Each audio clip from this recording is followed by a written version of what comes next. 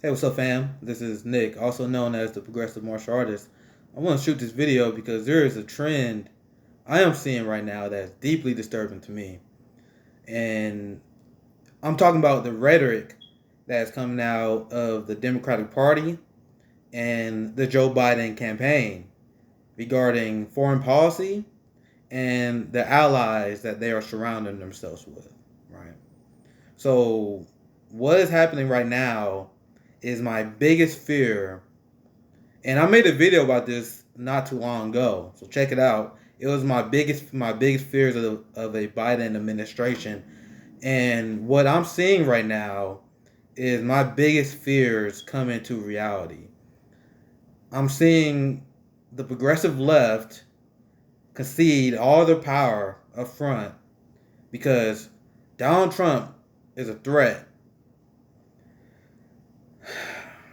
and because of this, we are seeing dire consequences because without a loud, vocal, progressive left that is willing to withhold their vote if Joe Biden doesn't surround himself with the right staff and doesn't focus his rhetoric in the right direction,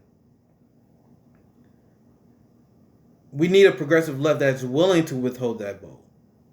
And you mentioned that I didn't mention platform because platforms are fucking useless. Joe Biden has zero credibility. Joe Biden is running a presidential campaign. And you're gonna put any stock, you're gonna put any weight into his promises after what we've seen with Obama. And this is his vice president. Someone who has an even worse track record than Obama. And you're gonna fall for the same thing where he give you a nice platform and he doesn't do anything to deliver on that platform. So I know what you're thinking right now. Hey Nick, how can Joe Biden possibly win you over? Once again, I said rhetoric and staff. Look at his unity squad. Why is Neil Turner now on that unity squad? Why Brandon Joy Gray is now on that unity squad? Where Dr. Cornel West on the unity squad? These are the people who dare criticize Joe Biden, who they know will raise hell in a Biden administration. And this is a point I made on Twitter before. When they talk about a black female vice president, why is the only candidate Kamala Harris? Why is Kamala Harris the only candidate they talk about when they talk about a woman of color VP? Because identity politics is used to keep the Overton window to the right. You can easily have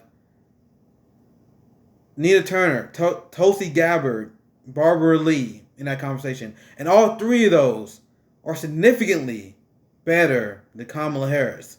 Tulsi Gabbard got more delegates than Kamala Harris this cycle. So are you kidding me? When you only bring her up, that's done for a reason. Once again, the progressive left gave away all their power. And this is how you win me over. If you're Joe Biden and you have a massive credibility issue, what you do is you have Nina Turner as your VP selection. You have a diverse staff of that will be your progressive task force or whatever. Bring the Cornel West on there. Bring the people who was extremely critical to you. Hey, you know what will really win me over? If Joe Biden brought over Zephyr Teachout. That's how you win me over. But what I'm seeing right now with the people that the Biden campaign are pairing themselves up with, the George Bush officials, and then you can say, I can understand the counter argument where you can say, hey Nick, that is because we need to embrace everyone we need to win.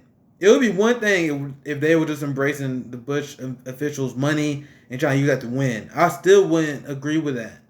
But they are agreeing with the right-wing philosophy on foreign policy. Look at how they're attacking Trump.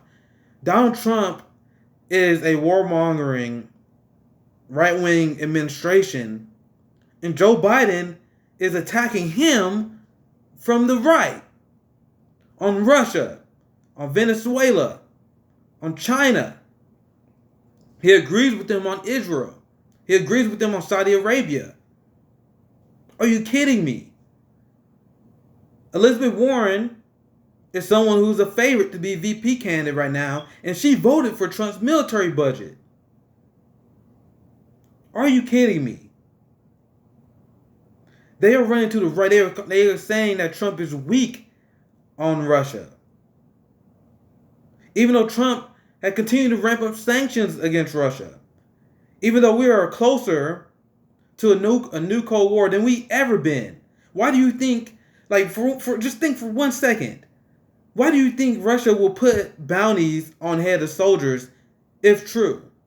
Why would they do that? Because they are ramping up tensions against the U.S. in response to the U.S. ramping up against them.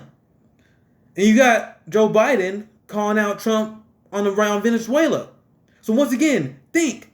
Use your head. Russia is a supporter of Maduro. And you have Trump trying his best to oust Maduro. The only reason he hasn't is because their administration has been extremely incompetent. So if Trump is a puppet of Putin, wouldn't he be supportive of Maduro from day one? Think. Are you kidding me? The only reason his coup is not working because Juan Guaido is a fucking moron, and Trump realized that. They didn't turn against him because they actually stand on the principles of Maduro. And Joe Biden is further to the right on him on that. He further on the right on his rhetoric against China. So if you want to pretend that this isn't a big deal, you're being deeply unserious. And these are the people that lecture us and pretend that we're not the adults in the room.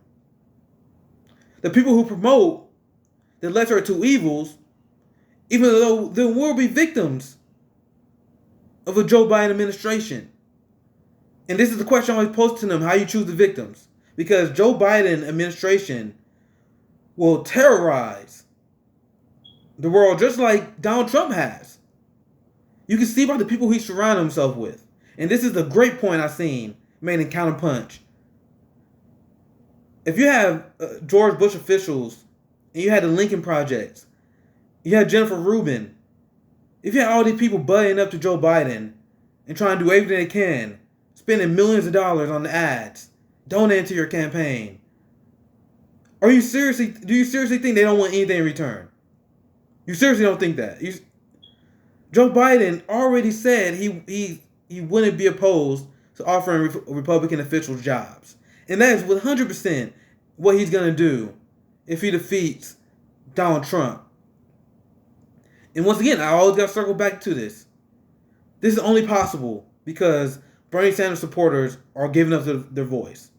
And I know my audience, the people that follow me on Twitter, a lot of them are not voting for Joe Biden. But look at the numbers. Bernie Sanders had 30% of the Democratic base. And yet, polls only show 8% of people are voting third party.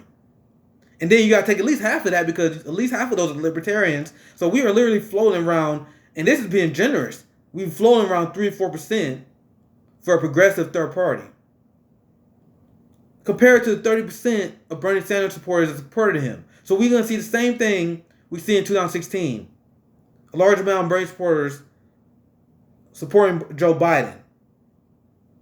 So, once again, I always tell people that it's malice. The people aren't idiots.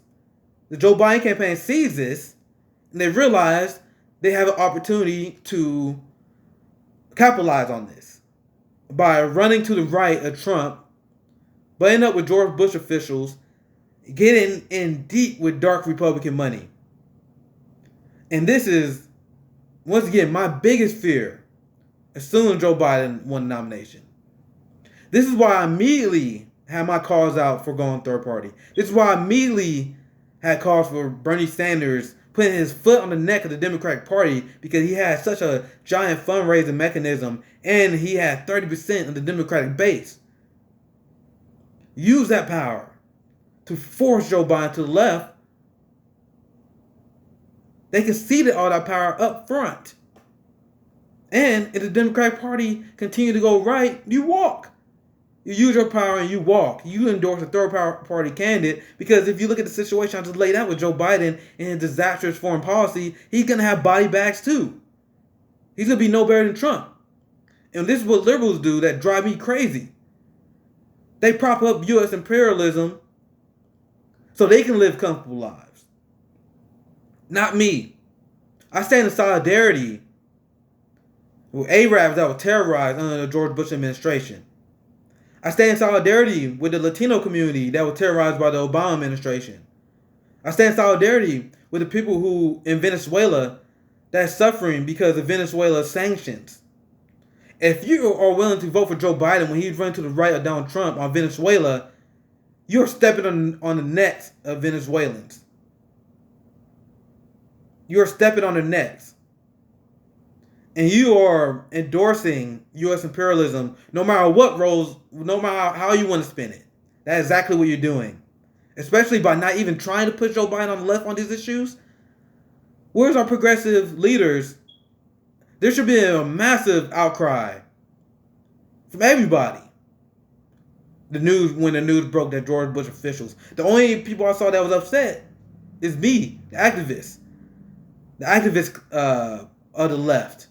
Not the officials, not the people who are on payroll. Because we got a lot of Bernie Sanders former staff that's more than happy to take a job with Joe Biden campaign instead of taking a job with a progressive campaign. They can take care of themselves though. That's whatever. I'm not gonna punch down on them. I don't want to go that route. But we are so fucked. Foreign policy is important, and liberals. Just something I learned to this. This is my disdain for them if they believe it's not, because they are more than willing to prop up the U.S. war machine so their lives can remain comfortable. They don't stand in solidarity with people who live on a different patch of dirt than they do. I do.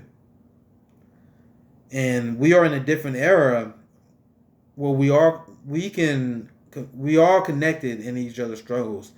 And my heart was warmed when I seen the global solidarity behind Black Lives Matter, when I see the protests in other countries.